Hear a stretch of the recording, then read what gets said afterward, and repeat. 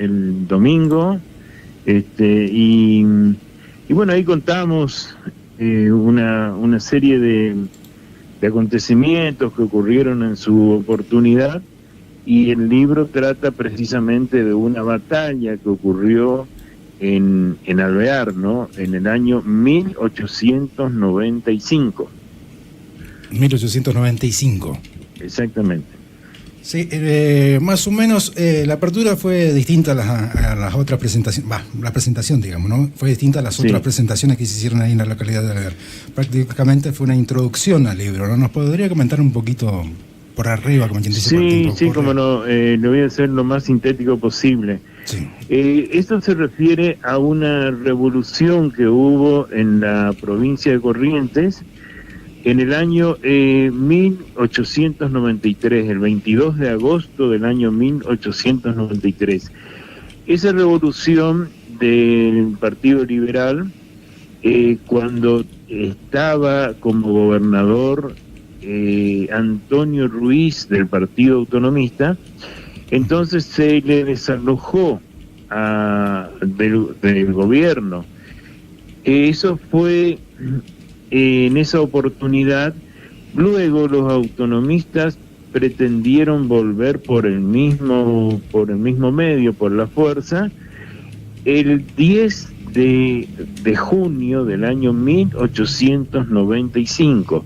Para ellos armaron toda una estrategia para venir por Corrientes en forma simultánea en un vapor llamado Lafón, por entrar a Paso de los Libres desde Uruguayana al mando del coronel Paiva, y por entrar a Alvear al mando del comandante Juan Ramón Molinas. Y efectivamente así fue. En lo de Corrientes rápidamente fue sofocada esa especie de sublevación. En Libres, Paiva tomó Paso de los Libres, pero de Cruzú, Mercedes y Montecaseros vinieron y rápidamente lo vencieron. Y en Alvear ese día estaban preparados, realmente estaban preparados en Alvear, porque ya se sabía qué era lo que iba a pasar. No se sabía el día y la hora exacta, pero más o menos estaban ya alertados. Entonces cuando vinieron, ya lo derrotaron también, lo derrotaron fácilmente. Aparte que le habían fracasado la caballería que ellos pretendían tener.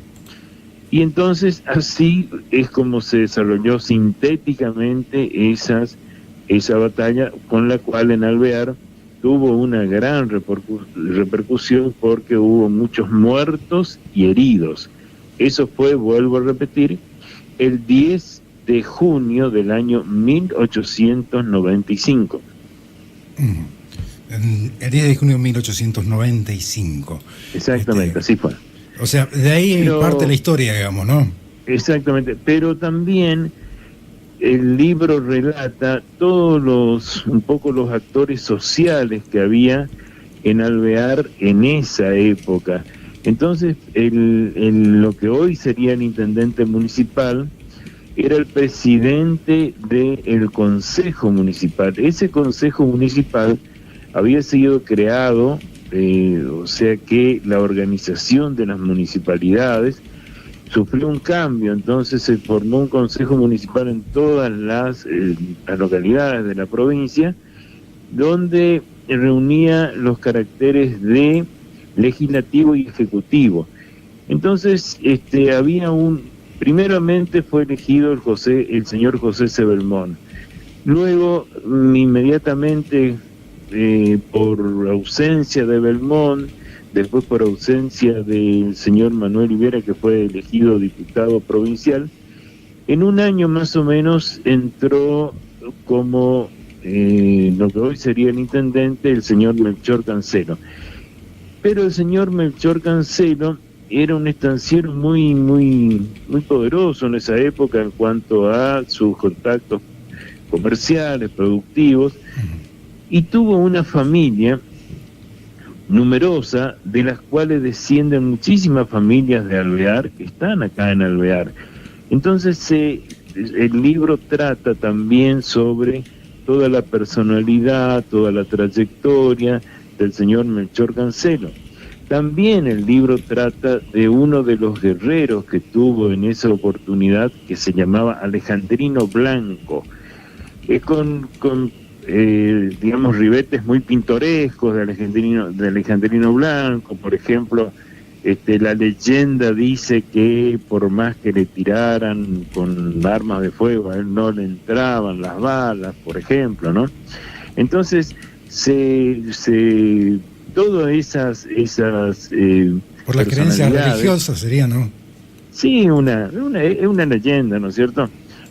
Pero está tan arraigada en la población que después, por ejemplo, después que yo hice esa presentación de que se habló de Alejandrino Blanco, varias personas me dijeron: mire, doctor, en mi casa también a mi papá le ponían era una oración que le ponían, que tenían que andar siempre con una oración de Santa Catalina, y a mi abuelo también, y yo tengo otra. Varias personas se acercaron. Parecería ser que en aquella época, o más acá también, era un poco esa costumbre, ¿no?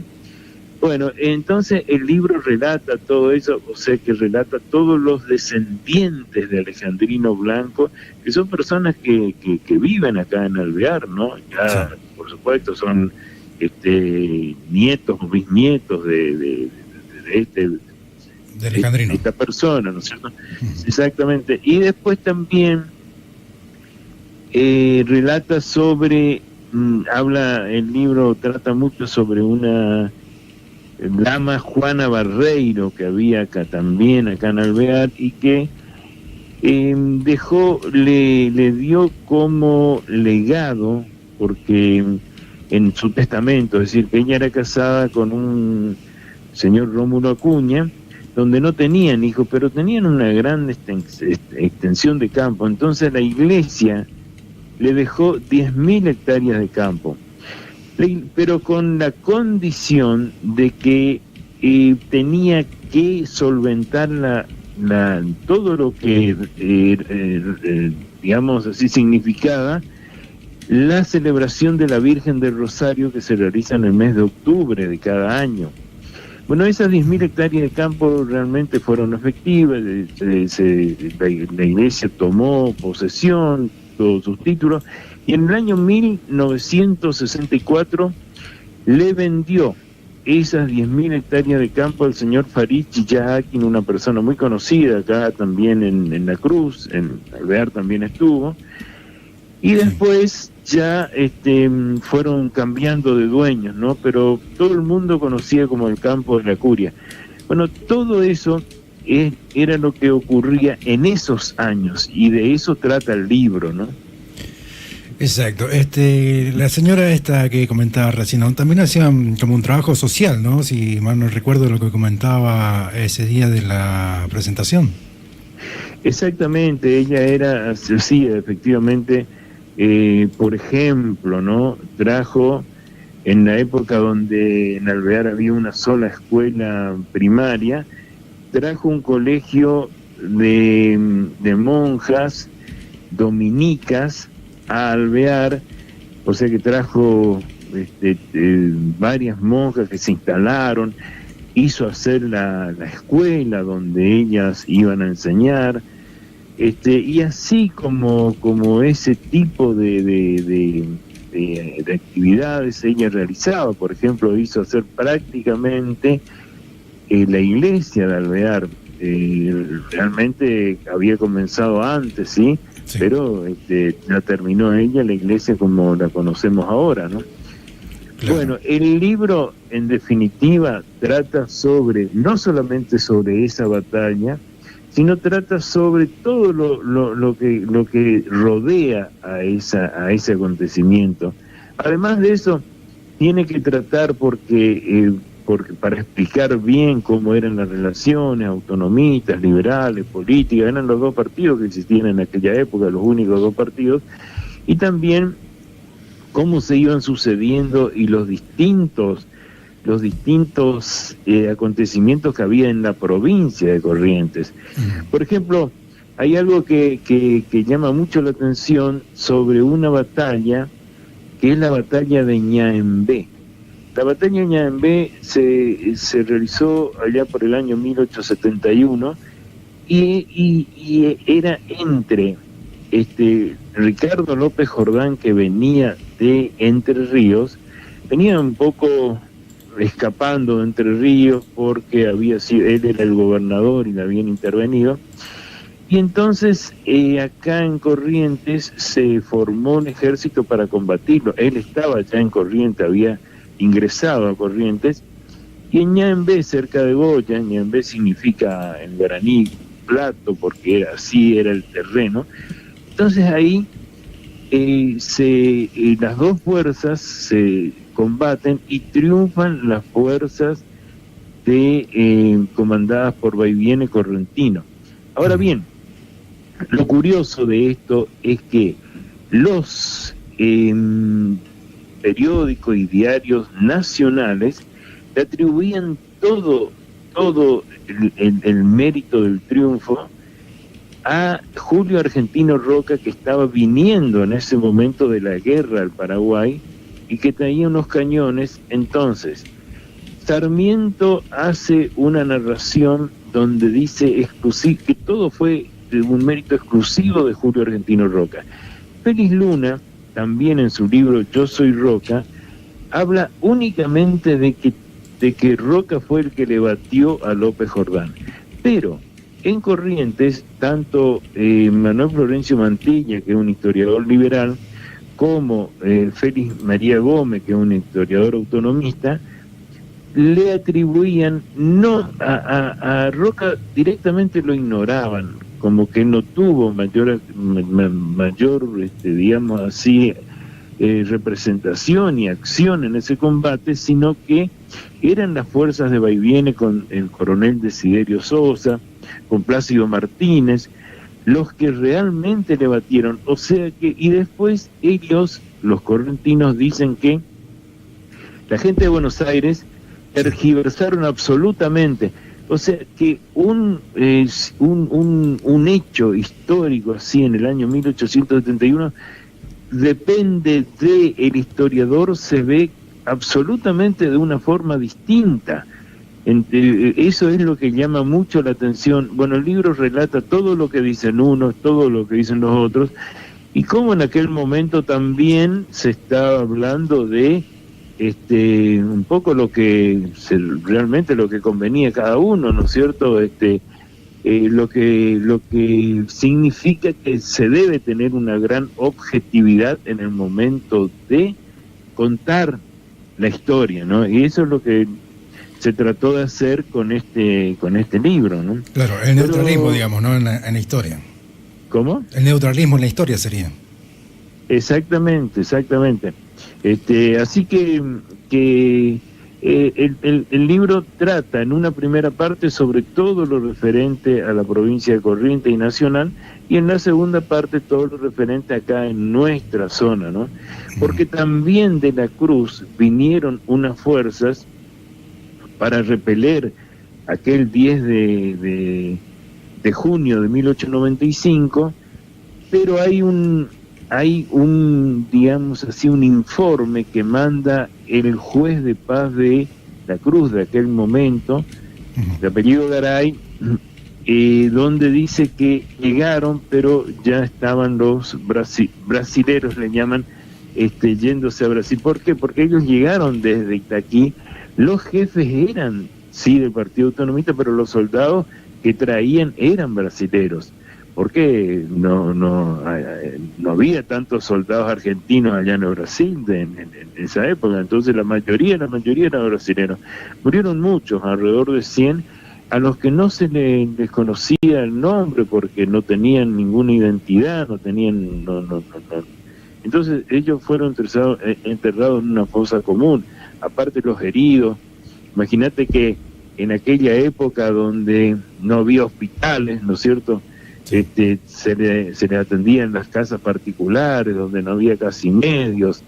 En fin, fue toda una conmoción muy grande acá en la zona por ese motivo, ¿no? Y muchos digamos, recuerdan eso como que fue una invasión de Brasil.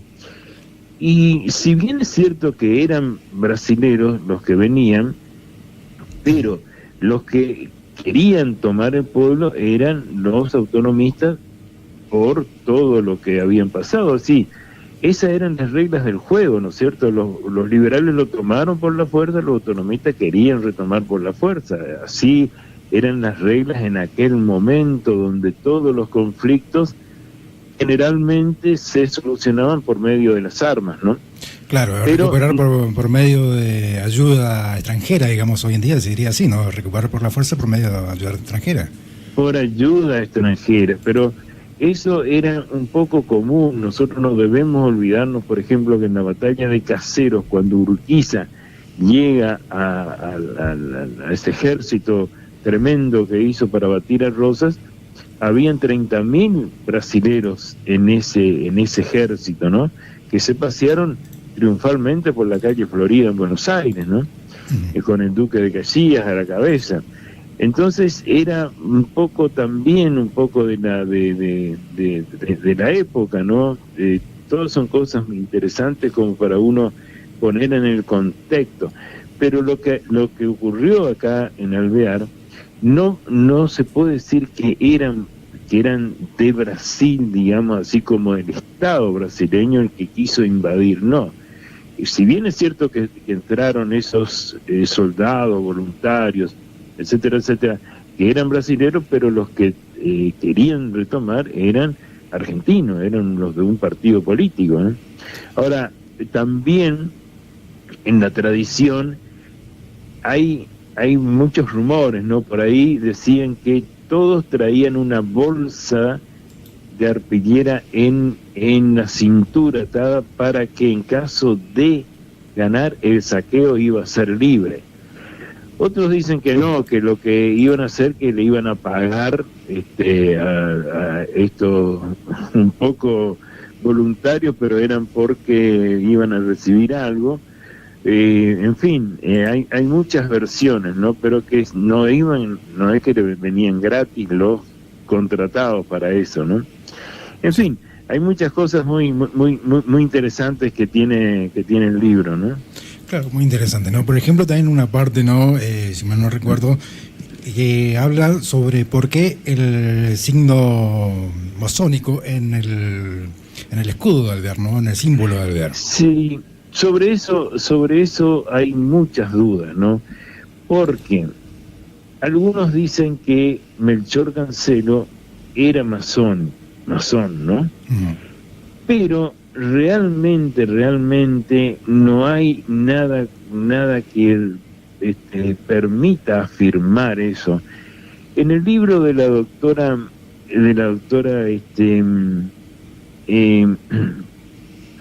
Blanco de Libre, tiene un registro de los masones de esa época, de la zona de Libres principalmente, y todos los que iban a los encuentros, y Melchor Cancelo no figura como masón.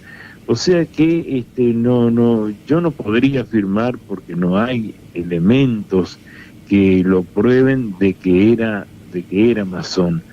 O sea, hay muchas dudas, ¿no?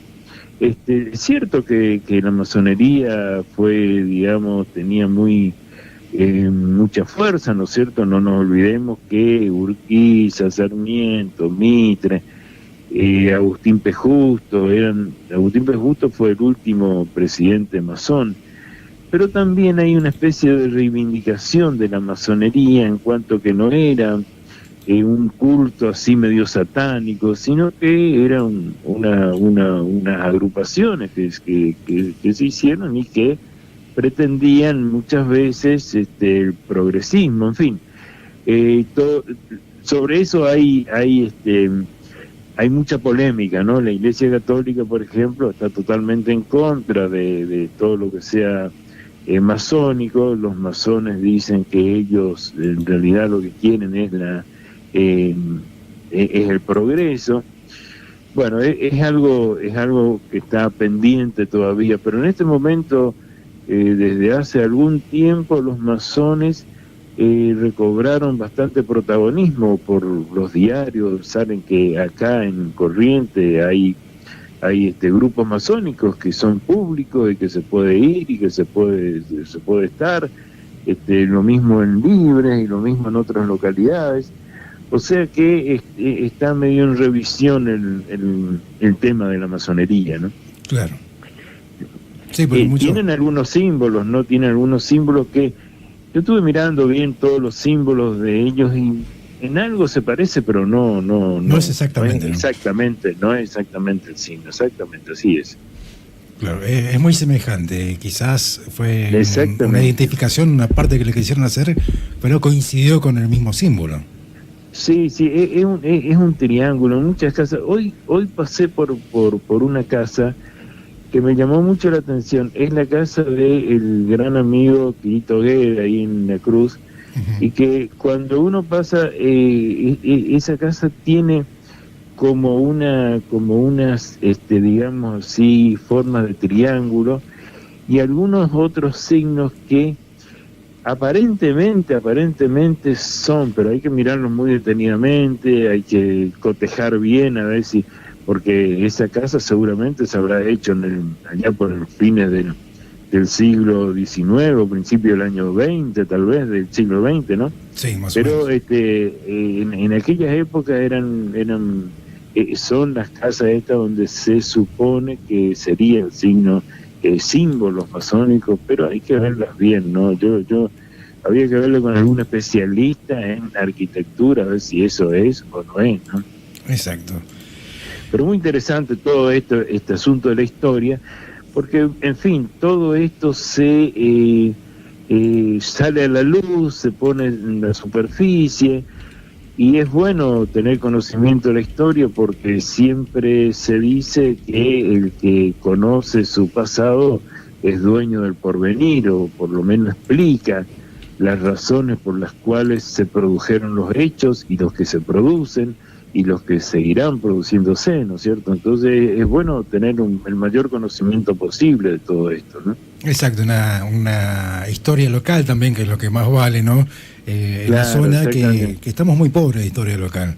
Exactamente, así es. Poca gente se dedica y encima cuesta mucho poder recaudar información así como lo hizo usted, ¿no? Sí, así es, tal cual. Doctor, sí. ¿A cuánto y dónde se puede conseguir el cañoncito de Alvear? En este momento está en la Feria del Libro, y sale 350 pesos el ejemplar. Pero después de cuando se termine la feria, que se termina creo que se termina mañana, el último día. Mañana, lo vamos a tener acá en el estudio Centenario 782, acá lo vamos a tener para la venta, porque no hay librerías acá que se dediquen a eso, entonces no hay donde vender acá, lo vamos a hacer. Eso es una editorial Moglia la que hizo, y en Corrientes lo vende en Moglia, por supuesto, ¿no? Pero por esta zona lo vamos a tener acá en el estudio. Y en Corrientes también estamos presentando el día 22 de julio el libro en la Feria del Libro de Corrientes, del Instituto de Cultura de Corrientes, ¿no? Que a raíz de esto nos vio y bueno, nos comprometió un poco para que se vaya a presentar ahí el libro. Así que bueno, estamos contribuyendo de alguna manera a que se conozca un poco todo lo que ocurría acá en la zona, ¿no? Hay muchas cosas, pero muchas cosas muy interesantes que por razones de tiempo no se pueden explayar tanto, ¿no? Pero hay muchas cosas interesantes, realmente. Exacto. Muchas gracias, doctor Silva. Bueno, muy bien. Y a las órdenes. Bueno, muchísimas gracias. Muchas gracias.